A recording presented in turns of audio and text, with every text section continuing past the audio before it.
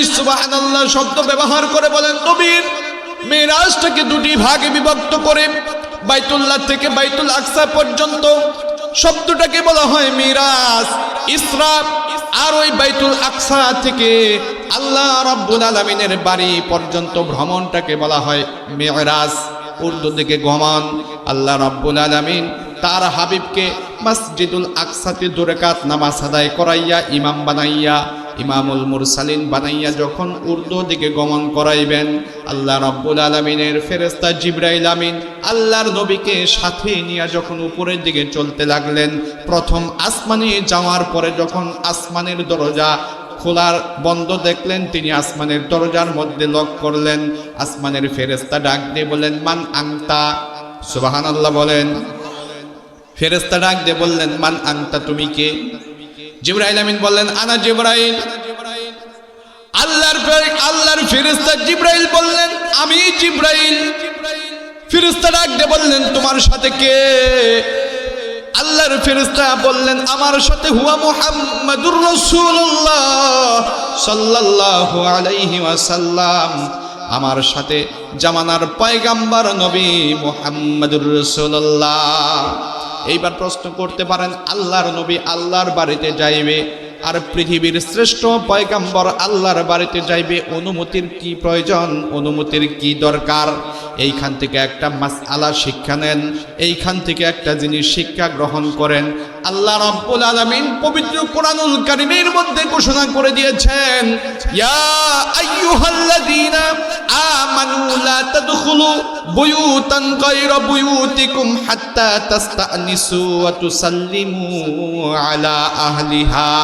আল্লাহ রাব্বুল আলামিন বলেন ইয়া আইয়ুহাল্লাযীনা, হে লোক সকল যারা ঈমানদার আল্লাহর উপরে ঈমান গ্রহণ করেছো, তোমরা শোনো, লা তাদখুলু বুয়ুতান গায়রা বুয়ুতিকুম, তোমরা ঘরের মধ্যে প্রবেশ করিও না। কিসের মধ্যে? ঘরের মধ্যে প্রবেশ করিও না। গায়রা বুয়ুতিকুম হাত্তা তাস্তানিসু ওয়া তুসাল্লিমু আলা আহলিহা, কারো ঘরে তুমি প্রবেশ করিও না যতক্ষণ না পর্যন্ত ঘর মালিককে তুমি সালাম না দিবা, আর ঘর মালিক তোমার সালামের উত্তর দিয়া তোমাকে যতক্ষণ পর্যন্ত ঘরে ঢোকার অনুমতি না দেবে ততক্ষণ পর্যন্ত তুমি ঢুকতে পারবা না। আল্লাহ রাব্বুল আলামিন নবীকে শিক্ষা দিয়ে, নবীর মাধ্যমে উম্মতদেরকে শিক্ষা দিয়ে দিচ্ছেন দুনিয়ার মানুষেরা রে দেখো, যেখানে নবী আমার আল্লাহ তাআলার স্পেশাল মেহমান, স্পেশাল বন্ধু, কথা বলেন ঠিক কিনা? স্পেশাল মেহমান হওয়া সত্ত্বেও আল্লাহর বাড়িতে যাওয়ার সময় প্রথম আসমানের দরজা খোলার জন্য নক করার সাথে সাথে নিজের পরিচয় দিয়া অনুমতি পাওয়ার পরে আল্লাহর নবীজি প্রথম আসমানে প্রবেশ করেছেন। কোন মারহাবা। মুফাসসিরুন কেরাম ব্যাখ্যা করেন, তুমি যত বড়ই শিক্ষিত, যত বড় মানুষ, যত বড় লোক হও না কেন, এমপি হও, মন্ত্রী হও, মিনিস্টার হও, একজন দরিদ্র মানুষের বাড়িতেও যদি তুমি যাও, একজন ফকির মানুষের বাড়িতেও যদি তুমি যাও, একজন কৃষক মানুষের বাড়িতেও যদি তুমি যাও, তুমি ধনাঢ্য ব্যক্তি হওয়া সত্ত্বেও, চেয়ারম্যান এমপি মন্ত্রী হওয়া সত্ত্বেও ওই বাড়ির মালিকের কাছ থেকে অনুমতি না পাওয়া পর্যন্ত বাড়িতে প্রবেশ করা যাবে না।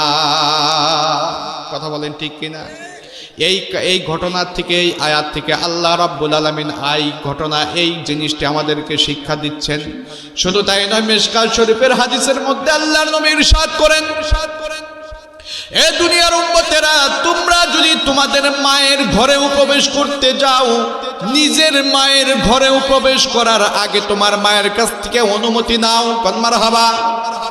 নবীজির প্রত্যেকটা সুন্নাত থেকে মুসলমানদের জন্য নয়, শুধু সারা পৃথিবীর মানুষের জন্য কল্যাণ নিহিত রয়েছে। কথা বলেন ঠিক কিনা? নবীজির প্রত্যেকটা কাজের মধ্যে, প্রত্যেকটা সুন্নতের মধ্যে উম্মতের জন্য কল্যাণ আছে, যার কারণে আল্লাহর রাসূল বলেছেন নিজের মায়ের ঘরেও যদি তুমি প্রবেশ করতে চাও তাহলে অনুমতি নেবা, অনুমতি ছাড়া তোমার মায়ের ঘরের মধ্যেও প্রবেশ করতে পারবা না। কথা বলেন ঠিক কিনা? আল্লাহর পয়গম্বর নবী মুহাম্মদুর রাসূলুল্লাহ সাল্লাল্লাহু আলাইহি ওয়াসাল্লাম যখন প্রথম আসমানে গেলেন, গিয়ে দেখলেন সুন্দর একজন মানুষ, অনেক লম্বা, 60 হাত পর্যন্ত লম্বা একজন মানুষ দণ্ডায়মান। ডাক দিয়ে বললেন, ইয়া আখি জিবরাইল, মান আনতা, ইনি কে? ডাক দিয়ে বললেন, ওগো আল্লাহর নবী, ইনি হলেন মানব জাতির পিতা সাইয়েদনা আদম আলাইহিস সালাতু ওয়াস সালাম। আল্লাহর পয়গম্বর সালাম দিলেন, আদম আলাইহিস সালাম নিজেও সালাম প্রদান করলেন। দুজনের মধ্যে সালামের আদান প্রদান হওয়ার পরে আল্লাহর পয়গম্বরকে, নবী মুহাম্মদুর রাসূলুল্লাহকে সাইয়েদনা আদম আলাইহিস সালাম আলিঙ্গন করলেন। আলিঙ্গন করার পরে তিনাকে দোয়া করলেন। দোয়া করার পরে আল্লাহর নবীজি বলেন, একটি ঘটনা আমি লক্ষ্য করলাম। সাইয়েদনা আদম আলাইহিস সালাম যখন ডান দিকে তাকাইলেন, মুস্কি মুস্কি হাসি দিলেন। আবার যখন বাম দিকে তাকাইলেন, তিনি অঝরে কান্না করে দিলেন। কোন মারহাবা। পয়গম্বর একবার ডান দিকে তাকাইলেন, মনটা খুশিতে উজ্জ্বল হয়ে গেল। তাবাসসুমু, তিনি মুস্কি হাসি দিলেন। আবার বাম দিকে তাকাইলেন, বাম দিকে তাকানোর পরে তার চোখ থেকে দাঁড় দাঁড় করে পানির ফোঁটা চলে আসলো। এইখান থেকে উম্মতের জন্য শিক্ষা, আপনার ভালো কোনো সংবাদ, ভালো কোনো কিছু দেখা, অথবা যে কোনো সময় আপনার হাসিটা হবে মুস্কি হাসি। কি হাসি বলেন? হাসিটা হবে মুস্কি হাসি, কাহকাহা হাসি। এইটা ইসলামের মধ্যে জায়েজ নাই। কোনো মুসলমানকে আল্লাহ এবং আল্লাহ রাসূল সমর্থন করে না, শরীয়ত সমর্থন করে না। নবীজির হাসি হচ্ছে মুস্কি হাসি, আব্বাজান আদম আলাইহিস সালামের হাসি হচ্ছে মুস্কি হাসি, পয়গম্বরদের হাসি হচ্ছে মুস্কি হাসি, আল্লাহর ওলি বুজুর্গদের হাসি হচ্ছে মুস্কি হাসি। এই হাসি দেওয়া সুন্নাত। এই হাসি দেওয়া কি সুন্নাত। আল্লাহর পয়গম্বর বললেন, ও মানব জাতির পিতা সাইয়েদনা আদম আলাইহিস সালাম, আপনি যখন ডান দিকে তাকাইলেন হাসলেন, বাম দিকে তাকাইলেন কাঁদলেন, তার কারণটা কি? আদম আলাইহিস সালাম বললেন, ও জামানার পয়গম্বর, আমি যখন ডান দিকে তাকাইলাম, ডান দিকে তাকানোর পর আমি অসংখ্য আদম সন্তানের রূহ দেখতে পাইলাম।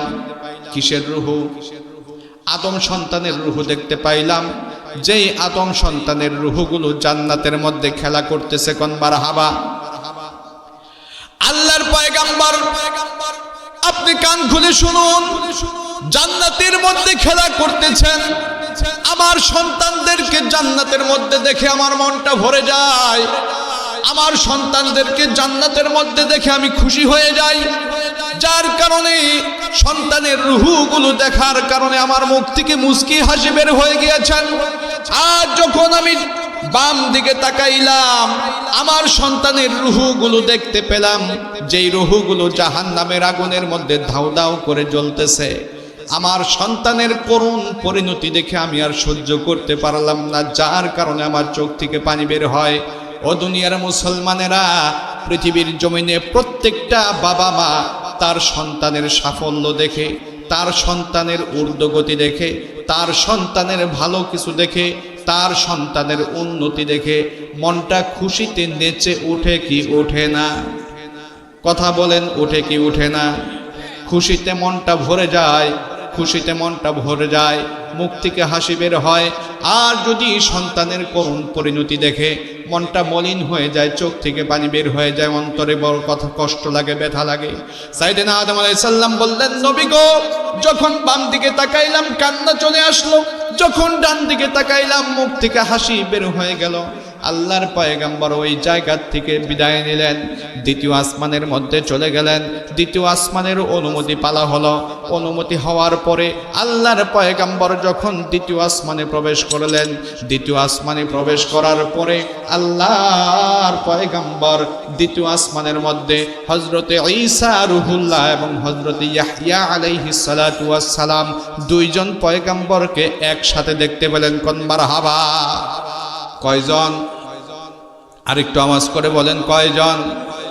দুইজন পয়গম্বরকে একসাথে দেখতে পেলেন। জিবরাইল আমিন পরিচয় করিয়ে দিলেন, ইনি হচ্ছেন ঈসা রূহুল্লাহ, ইনি হচ্ছেন ইয়াহইয়া। ইনি ঈসা রূহুল্লাহ, ইনি হচ্ছেন ইয়াহইয়া। আল্লাহর পয়গম্বর কৌশল বিনিময় করলেন, সালামের আদান প্রদান হইল। ও দুনিয়ার মানুষেরা, আল্লাহ রব্বুল আলামিন পৃথিবীতে বাপ মা ছাড়া মানুষ সৃষ্টি করে কুদরত দেখিয়েছেন। সুবহানাল্লাহ কেন পড়বে না দুনিয়ার মানুষেরা? আল্লাহ রাব্বুল আলামিন এমন কুদরত দেখিয়েছেন, যেই কুদরত দেখে মানুষের মাথা এমনিতেই মবনস্তক হয়ে যাবে, মানুষের মাথা এমনিতেই নত হয়ে যাবে। আল্লাহ রাব্বুল আলামিন মা ছাড়া মানুষ বানিয়ে দেখিয়েছেন, বাবা ছাড়া মানুষ বানায় দেখাইছেন, আবার বাবাও নাই মাও নাই মানুষ বানায় দেখাইছেন। কথা বলেন ঠিক কিনা? সাইয়েদনা আদম আলাইহিস সালামকে আল্লাহ রাব্বুল আলামিন বানিয়েছেন, মাও নাই বাবাও নাই। আল্লাহ রাব্বুল আলামিন আদমকে সৃষ্টি করেছেন, আদমের বাম পাজরের হাড় থেকে আল্লাহ রাব্বুল আলামিন আম্মা জানা হাওয়াকে বানিয়েছেন। তার মানে বাবা আছে মা নাই, মা ছাড়া আল্লাহ তাআলা সন্তান দুনিয়াতে পাঠিয়েছেন, তার মানে মানুষ দুনিয়াতে বানিয়েছেন। ঈসা রূহুল্লাহ, ঈসা রূহুল্লাহর বাবার কোনো নাম নাই, যার কারণে ঈসা বিনতে মারিয়াম বলা হয়। হযরতে মারিয়াম আলাইহিস সালামকে আল্লাহ রাব্বুল আলামিনের কুদরতের মাধ্যমে ঈসা রূহুল্লাহকে মারিয়ামের পেট থেকে বের করেছেন, ভূমিষ্ঠ করেছেন, ডেলিভারি করেছেন, যার কারণে ঈসা রূহুল্লাহর বাবা নাই। বাবা ছাড়া সন্তান দুনিয়াতে আল্লাহ বানিয়ে দেখিয়েছেন। এটা একমাত্র আল্লাহ রাব্বুল আলামিনের পক্ষে সম্ভব। কথা বলেন ঠিক কিনা? পৃথিবীর কোন বিজ্ঞানী আজও পর্যন্ত গবেষণা করে বের করতে পারে নাই, লাইব্রেরিতে ডাক্তার সায়েন্স আজ পর্যন্ত বের করতে পারে নাই যে মা ছাড়া সন্তান দুনিয়াতে ভূমিষ্ঠ করাইতে পারে। পুরুষের যেই জিনিসটার মাধ্যমে সন্তান জন্ম লাভ করে, ওই জিনিসটা সংরক্ষণ করার মাধ্যমে, টিউবের মাধ্যমে মায়ের দেহের মধ্যে প্রবেশ করাইয়া সন্তান উৎপাদন করতে পারে, কিন্তু মা ছাড়া সম্ভব নয়। কথা বলেন ঠিক কিনা? আল্লাহ রাব্বুল আলামিন মা ছাড়াও সন্তান দুনিয়াতে পাঠিয়েছেন, বাবা ছাড়াও সন্তান দুনিয়াতে পাঠিয়েছেন। আবার মা এবং বাবা বৃদ্ধ হয়ে গিয়েছে, এরপরেও আল্লাহ রাব্বুল আলামিন দিয়েছেন। কেমন ভাবে দিয়েছেন? হযরতে জাকারিয়া আলাইহিস সালাতু ওয়াস সালাম একদম বৃদ্ধ হয়ে গিয়েছে, 90 উপরে তার বয়স, সন্তান একজন সন্তানও নাই। আল্লাহ রাব্বুল আলামিনের কাছে বললেন, আল্লাহ রাব্বুল আলামিনের কাছে বললেন, রব্বুল আলামিন জাতি রক্ষার জন্য আমি তোমার কাছে একটা সন্তান চাই। আল্লাহ রাব্বুল আলামিন বললেন তোমার সন্তান হবে। জাকারিয়া আলাইহিস সালাম বললেন কিভাবে হবে? আমি তো বৃদ্ধা হয়ে গিয়েছি, আমার যৌবন শক্তি নাই, আমার কোনো কিছু নাই, আমার স্ত্রী বন্ধা হয়ে গিয়েছে, তার কোনো সন্তান ধারণ ক্ষমতা নাই, আমি বৃদ্ধ হয়ে গেছি। আল্লাহ রাব্বুল আলামিন বললেন ইয়া জাকারিয়া ইন্না নুবাশশিরুকা বিগুলাম ইসমুহু ইয়াহইয়া। আল্লাহ রাব্বুল আলামিন বললেন তোমার সন্তান হবে, আর সন্তানের নামও আমি রেখে দিলাম। আর কিভাবে হবে? কাযালিকা শব্দটি ব্যবহার করেছেন আল্লাহ তাআলা কোরআনুল কারীমের মাধ্যমে। আল্লাহ বুঝাইতে চাইছেন কাযালিকা গ্রামাটিক্যাল নিয়মে বলা হয় ঠিক এইভাবে আল্লাহ রাব্বুল আলামিন দিবেন, যেইভাবে আল্লাহ নিজে চায়। কথা বলেন ঠিক কিনা? আল্লাহ যেভাবে চায় ঠিক এভাবেই হবে। পৃথিবীর কোন মানুষ কোন সিদ্ধান্ত গ্রহণ করলো, কোন মানুষ কি বলল, এটা দেখার টাইম নাই। সম্মান আল্লাহর পয়গম্বর দ্বিতীয় আসমান থেকে তৃতীয় আসমানে যখন চলে গেলেন, তৃতীয় আসমানে যাওয়ার পরে একজন পয়গম্বরের সাথে সাক্ষাৎ হয়ে গেল। জিবরাইল আমিন তার পরিচয় করে দিলেন, ইনি হচ্ছেন হযরত ইউসুফ আলাইহিস সালাতু ওয়াস সালাম। কোন মারহাবা। ইউসুফ পয়গম্বরের সাথে যখন সাক্ষাৎ হয়ে যায়, মেরাজ থেকে ফেরার পরে আম্মা জান আয়েশা সিদ্দিকা থেকে হাদিস বর্ণিত, আল্লাহর নবীজি মিরাজের ঘটনা বর্ণনা করার সময় বলেন, তৃতীয় আসমানে যখন আমার ভাই ইউসুফের সাথে সাক্ষাৎ হয়ে গেল, ইউসুফের সৌন্দর্য আমি এতটাই লক্ষ্য করে দেখলাম, তামাম পৃথিবীর অর্ধেক সৌন্দর্য আল্লাহ রাব্বুল আলামিন নবী ইউসুফকে দান করেছে। কোন সুবহানাল্লাহ। আল্লাহর পয়গম্বরের হাদিস থেকে ইহুদিরা সুযোগ পেয়ে গেল। আম্মা জান আয়েশা সিদ্দিকা থেকে হাদিস বর্ণিত, একজন মাজুসি ইহুদি মহিলা, অগ্নি পূজককে বলা হয় মাজুসি। এই মাজুসি একজন মহিলা আল্লাহর নবীর স্ত্রী আম্মা জান আয়েশা সিদ্দিকার কাছে আসলেন। এসে বলতেছেন, ওগো আম্মা জান আয়েশা সিদ্দিকা, আপনার কাছে একটা প্রশ্ন করতে চাই। বলেন কি প্রশ্ন? কয় বলেন, আল্লাহর নবী নিজের মুখে বর্ণনা করেছেন ইউসুফ আলাইহিস সালামকে পৃথিবীর অর্ধেক সৌন্দর্য দান করেছেন। কয় হ্যাঁ, কথা সত্য, কিন্তু আপনারা বলেন পৃথিবীর জমিনে সবচাইতে সুন্দর হচ্ছে আপনাদের নবী। কথা বলেন ঠিক কিনা? সবচাইতে সুন্দর হচ্ছে আমার নবী। কয় তাহলে যদি অর্ধেক সৌন্দর্য আল্লাহ ইউসুফকে দান করেন আর বাকি অর্ধেক সৌন্দর্য দিয়া যদি তামাম পৃথিবী বানায়, তাহলে এই তামাম পৃথিবীর সামান্য একটু সৌন্দর্য আপনার নবী ভাগে পাইছে। তাই তো হয়, ঠিক কিনা? তাই হয়। তাহলে এত বড় সৌন্দর্যের অধিকারী, এত বড় সৌন্দর্যের মালিক হইল কি? আম্মা জান আয়েশা সিদ্দিকা থেকে হাদিস বর্ণিত, আম্মা জান আয়েশা সিদ্দিকা বলেন, এ পৃথিবীর মানুষেরা শোনো, তোমাদের একটি সূর্য আছে, যেই সূর্যটা সকাল বেলায় উদিত হয় আবার বিকাল বেলায় পশ্চিম দিগন্তে ডুবে যায়। ওই সূর্যটা শুধুমাত্র যে জায়গার মধ্যে পড়ে সেই জায়গার মধ্যে আলো দেয়, আর যেখানে ছায়া পড়ে সেইখানে কিন্তু আলো দেয় না। আর আমার ঘরে একটা সূর্য আছে, সেই সূর্যটা এশার নামাজের পরে উদিত হয়, ফজরের নামাজ পর্যন্ত থাকে। কোন মারহাবা। আম্মা জান আয়েশা সিদ্দিকা এবং উম্মে সালামা থেকে এবং সালমা রাদিয়াল্লাহু তাআলা আনহা থেকে হাদিস বর্ণিত, আসমা রাদিয়াল্লাহু তাআলা আনহা থেকে হাদিস বর্ণিত, আল্লাহর নবীজির জবান থেকে তিনারা হাদিস বর্ণনা করেন, আল্লাহ রাব্বুল আলামিন আমার নবীকে এমন সৌন্দর্য দান করেছিলেন। ছোট্ট একটা ঘটনা বলি, তাই বুঝে আসবে মুসলমান ভাইরা আমার। আল্লাহর পয়গাম্বরকে আল্লাহ রাব্বুল আলামিন কেমন দান করেছিলেন? কিয়ামতের ময়দানে, হাসরের ময়দানে আপনারা জানেন আল্লাহ তাআলা মুসলমান এবং ঈমানদার বান্দাদেরকে জান্নাত দিবে। কথা বলেন ঠিক কিনা? জান্নাত দিবে। জান্নাতের মধ্যে কি আমার আপনার মতো এরকম মানুষ থাকবে না আরো বেশি থাকবে? এ কয়েকজন মানুষ থাকবে না আরো বেশি থাকবে? সাইয়েদনা আদম আলাইহিস সালাম থেকে শুরু করে কিয়ামত হওয়ার পর্যন্ত কোটি কোটি ঈমানদার মুসলমান বান্দারা জান্নাতের মধ্যে উপস্থিত থাকবে। কথা কোন ঠিক কিনা? আর আল্লাহ রাব্বুল আলামিন এমন একটা মজমা সাজাইবে। কি সাজাইবে? মজমা সাজাইবে। এরকম একটা মাহফিলের আয়োজন করবে, যে মাহফিলের আল্লাহ শুধু বলবেন কুন আর ফায়াকুন, অতঃপর সাথে সাথে হয়ে যাবে। কথা কোন ঠিক কিনা? আল্লাহ বলবেন হও আর সাথে সাথে হয়ে যাবে। কিতাবের মধ্যে লেখেন আল্লাহ রাব্বুল আলামিন যেই মাহফিলটা সাজাইবেন, এই যে স্টেজ, এই স্টেজের মধ্যে দুটি চেয়ার, একজন সভাপতির একজন প্রধান বক্তার, অথবা একজন সভাপতির একজন বক্তা। কথা বলেন ঠিক কিনা? আল্লাহ রাব্বুল আলামিন যেই মাহফিলটা সাজাইবেন, পাশাপাশি দুটি কুরসি থাকবে, দুটি চেয়ার থাকবে। একটা চেয়ার সভাপতির আর একটা চেয়ার প্রধান বক্তার। সভাপতি স্বয়ং আমার আল্লাহ রব্বুল আলামিন, কোন সুবহানাল্লাহ। আর প্রধান বক্তা হচ্ছে আমাদের নবী মুহাম্মাদুর রাসূলুল্লাহ। সভাপতি আমার আল্লাহ আর প্রধান বক্তা আমাদের নবী মুহাম্মাদুর রাসূলুল্লাহ। এই যে মঞ্চের পিছনে লোকজন বসার মতো জায়গা নাই, কিন্তু আল্লাহ রাব্বুল আলামিন যেই মঞ্চটা বানাইবেন, যেই মঞ্চটা সাজাইবেন, ১৬ লক্ষ নবী পয়গম্বররা সেই মঞ্চের মধ্যে বসা থাকবে। কোন সুবহানাল্লাহ। মোটামুটি ১৬ লক্ষ মানুষের মঞ্চ তৈরি করতে গেলে তো আপাতত কম করে হলেও ১০, ১৫ বা ২০ বিঘা জমিনের প্রয়োজন। কথা কোন ঠিক কিনা? তাও ধরবে কিনা সন্দেহ, ঠিক না? ১৬ লক্ষ তো আর চারটিখানি কথা না। আল্লাহ রাব্বুল আলামিন ১৬ লক্ষ নবী পয়গম্বরকে স্টেজের মধ্যে বসাইবেন।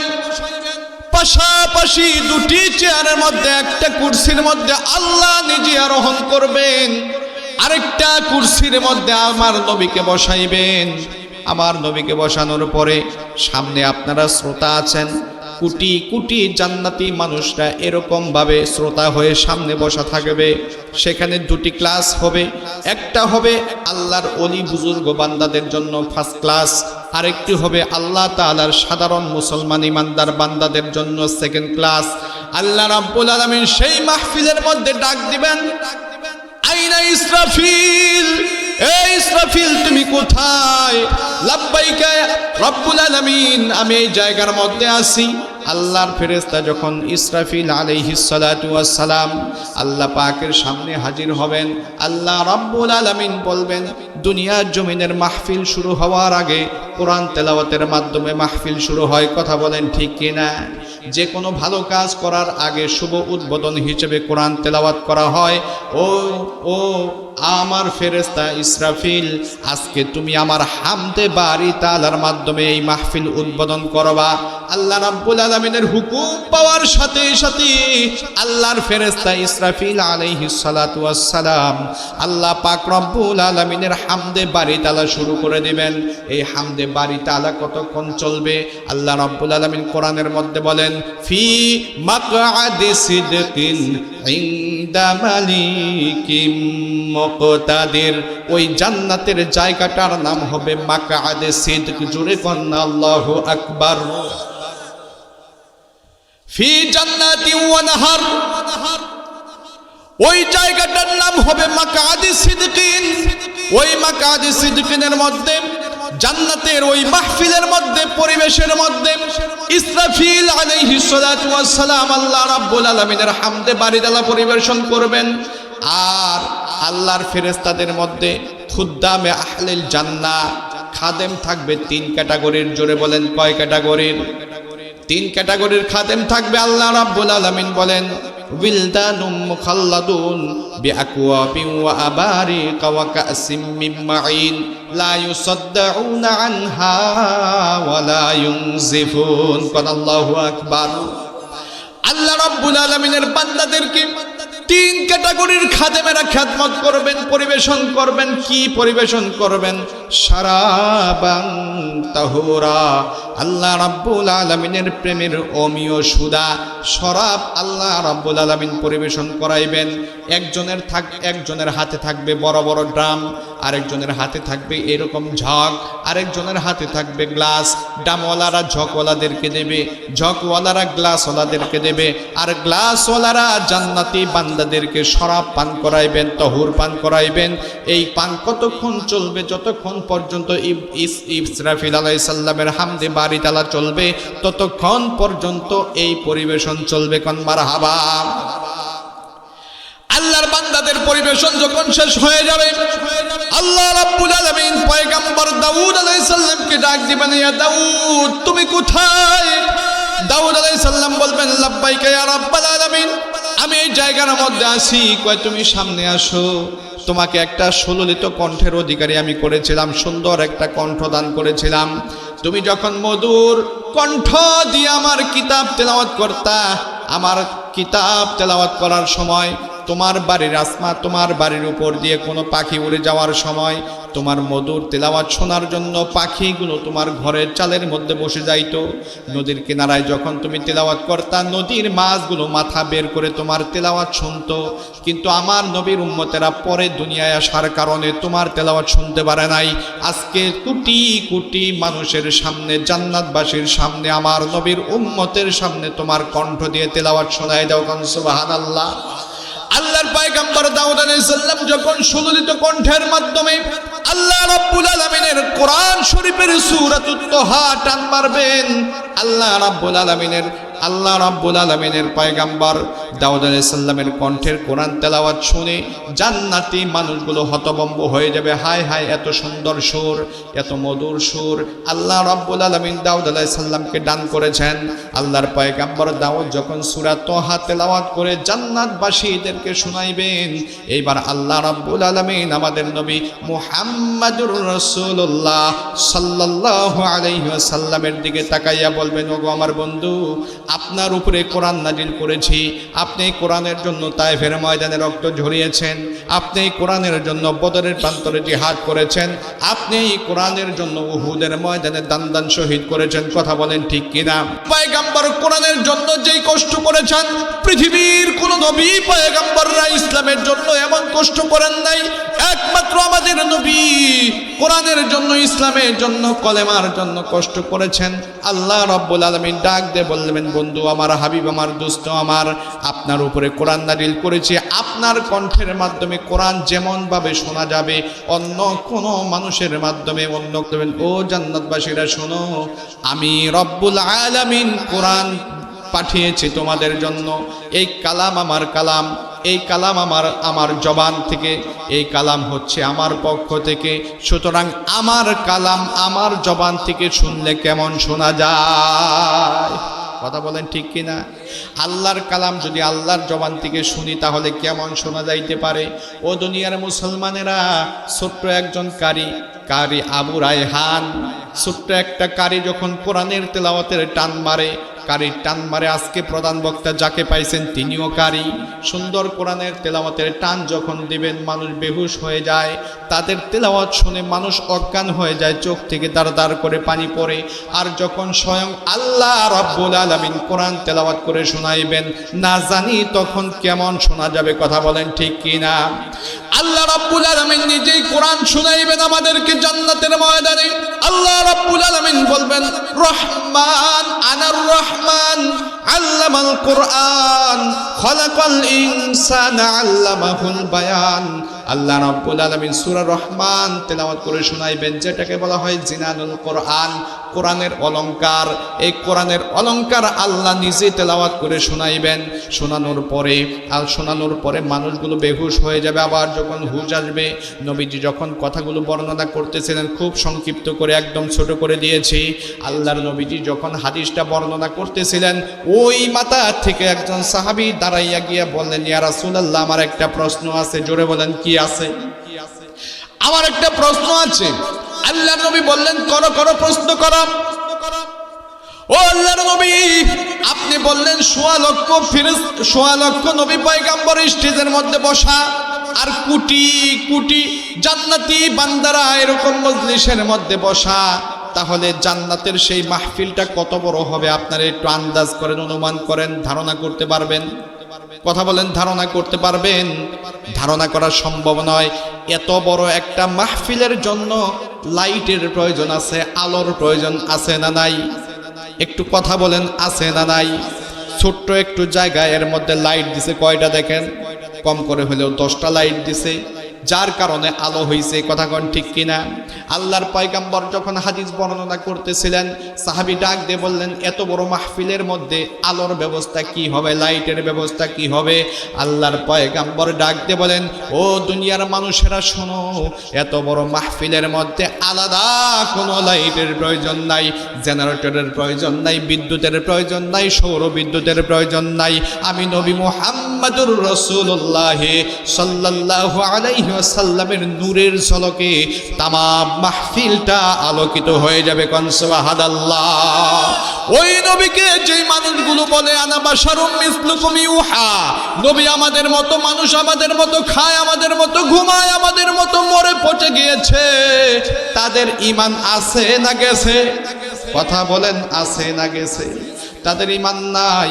আমি কথাটা এই জন্যই বুঝাইতে চাইলাম যে আল্লাহ রাব্বুল আলামিন নবী মুহাম্মদুর রাসূলুল্লাহকে এত সুন্দর সৌন্দর্য দিয়েছিলেন। ওই সৌন্দর্য শুধু তাই নয়, আল্লাহর নবীজি বলেন, এই তামাম পৃথিবী সৃষ্টি করার আগে আমাকে বানাইছেন। কাকে বানাইছেন? কথা বলেন। আল্লাহর নবীকে, আল্লাহর নবী হচ্ছেন আউয়ালুল মাখলুক, সর্বপ্রথম সৃষ্টি। যাই বলেন, এই সর্বপ্রথম সমস্ত সৌন্দর্য একমাত্র আল্লাহর নবীকে দিয়েছেন। আর ওই আল্লাহর নবীর সৌন্দর্যটাকে দুটি ভাগে ভাগ করে এক ভাগ দিয়েছেন ইউসুফকে, আরেক ভাগ দিয়া তামাম পৃথিবী বানাইছে। কোন মারহাবা। এইভাবে ইউসুফ নবী অর্ধেক সৌন্দর্যের মালিক। আল্লাহর নবী ইউসুফ আলাইহিস সালামের সাথে সাক্ষাৎ করার পরে লা মাকাম, সেই আরশে আজিম আল্লাহ তাআলার সাথে সরাসরি দিদার করে, আমি একদম শেষ করে দিচ্ছি 2 মিনিটের মধ্যে, আমি বসায় রাখছি আমাদের মেহমান, ক্ষমা চাচ্ছি এই জন্যে। সপ্তম, ষষ্ঠ, পঞ্চম আসমান, পঞ্চম, ষষ্ঠ, সপ্তম আসমান ভেদ করে আরশে আজিম যেখানে লা মাকাম, কোনো মানুষের ধারণা নাই কি আছে সেখানে, একমাত্র আল্লাহ মালুম, আল্লাহ জানেন। সেখান থেকে মেরাজ করে আল্লাহর সাথে দিদার করে যখন ফিরতেছিলেন, এখানে আল্লাহর রাসূল 2টি ঘটনা লক্ষ্য করলেন। জান্নাত পরিভ্রমণ করলেন, জাহান্নাম পরিভ্রমণ করলেন। জাহান্নামের মধ্যে 3 ক্যাটাগরির মানুষ দেখলেন। জোরে বলেন, কয় ক্যাটাগরি? 3 ক্যাটাগরির মানুষ দেখলেন। এক ক্যাটাগরির মানুষ দেখলেন নখ অনেক বড় বড়। কি নখ? অনেক বড় বড়, নিজের শরীর নিজেই আশ্রাচ্ছে। আল্লাহ রাসূল বললেন, ভাই জিবরাইল, এরা কারা? জিবরাইল বললেন, ইয়া রাসূলুল্লাহ, ইয়া রাসূলুল্লাহ, ইয়া হাবিবাল্লাহ, এরা হচ্ছে তারা যারা নিজের ভাইয়ের গোশত খাইত, নিজের ভাইয়ের গোশত খাইত। এখন এখানে অনেক লম্বা আলোচনা। তার মানে যারা চুগুল, যারা শাকায়াত, যারা গীবত, যারা পরনিন্দা, পরচর্চা ইত্যাদির মধ্যে ব্যস্ত থাকতো, এরা হচ্ছে তারা, যে কারণে আল্লাহ রাব্বুল আলামিন এদেরকে এই শাস্তি দিচ্ছেন। আরেক দল দেখবেন যে পেটটা উহুদ পাহাড়ের সমপরিমাণ, এত বড় বিশাল বড় দেহের অধিকারী, এবং পেটটা এত বড়, আর পেটের ভিতরে যেমন বেলুনের ভিতরে কি আছে না আছে সব দেখা যায়, একটা পলিটিংয়ের ভিতরে কি আছে না আছে সব দেখা যায়, তাদের পেটের ভিতরে দেখবেন যে সাপ আর বিচ্ছুতে ভরা। আল্লাহর নবী ডাক দিয়ে বলবেন এরা কারা? জিবরাইল ডাক দিয়ে বলেন এরা হচ্ছে তারা যারা দুনিয়ার জমিনে সুদ ঘুষের সাথে জড়িত, মানে যারা এগুলা ভক্ষণ করতো, খাইতো। আল্লাহ রাব্বুল আলামিন তাদেরকে এই শাস্তি দিচ্ছেন। জান্নাতের মধ্যে দেখলেন নবী করিম সাল্লাল্লাহু আলাইহি সাল্লাম জান্নাত পরিদর্শন করতেছেন, এমত অবস্থায় খটখট খটখট খটখট আওয়াজের শব্দ পাওয়া যায়। আল্লাহর নবী বললেন কে রে? দুনিয়ার কোনো মানুষ তো এখনো জান্নাতে আসে নাই, তাহলে এই জান্নাতের পায়ের আওয়াজ পাওয়া যায়, কারণটা কি? জিবরাইল আমিন বললেন ইয়া রাসূলুল্লাহ, এটা অন্য কারো পায়ের আওয়াজ নয়, আপনার বিশিষ্ট সাহাবী হযরতে বিলাল রাদিয়াল্লাহু তাআলা আনহুর পায়ের আওয়াজ। কোন মারহাবা। জান্নাতের মধ্যে আল্লাহর নবীজি খুশবু পেয়েছিলেন।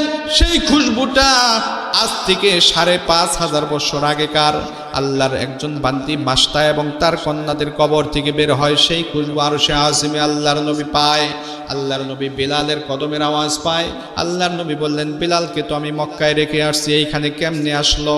আল্লাহর নবীজিকে বুঝাইতে চাইলেন আল্লাহ রাব্বুল আলামিন আপনার উম্মতদের মর্যাদা এতটা বেশি, এতটা মর্তবা বেশি, যে আপনার উম্মতকে বেলালকে আপনি মক্কায় রেখে আসছেন, কিন্তু আল্লাহ রাব্বুল আলামিন বেলাল বানাইয়া বেলালের মর্যাদা মর্তবা বোঝানোর জন্য জান্নাতের মধ্যে তার পায়ের আওয়াজ শোনাইয়া আপনাকে বুঝাইতে চাচ্ছেন যে বেলাল রাদিয়াল্লাহু তাআলা একজন হাবশী গোলাম হইতে পারে, কালো নিগ্র মানব হইতে পারে, কিন্তু আল্লাহ রাব্বুল আলামিনের কাছে বংশ মর্যাদার চেহারা কোনো বিষয় নয়। আল্লাহ রাব্বুল আলামিনের কাছে মানুষ কোনো বিষয় নয়। নবীর প্রেম, নবীর ভালোবাসা, আল্লাহর প্রতি ঈমান, নবীর প্রতি মহব্বত যার ভিতরে থাকে তিনি আল্লাহর প্রিয় বান্দা হয়ে যায়। কথা বলেন ঠিক কিনা? আল্লাহ রাব্বুল আলামিন আমাদেরকে কবুল করেন, আমাদেরকে সহিহ বুঝ দান করেন। এলোমেলোভাবে যে কথাগুলো বললাম এই কথাগুলোর উপরে আমাকে আপনাকে আমল করার তৌফিক দান করেন। সকল বলেন আমিন।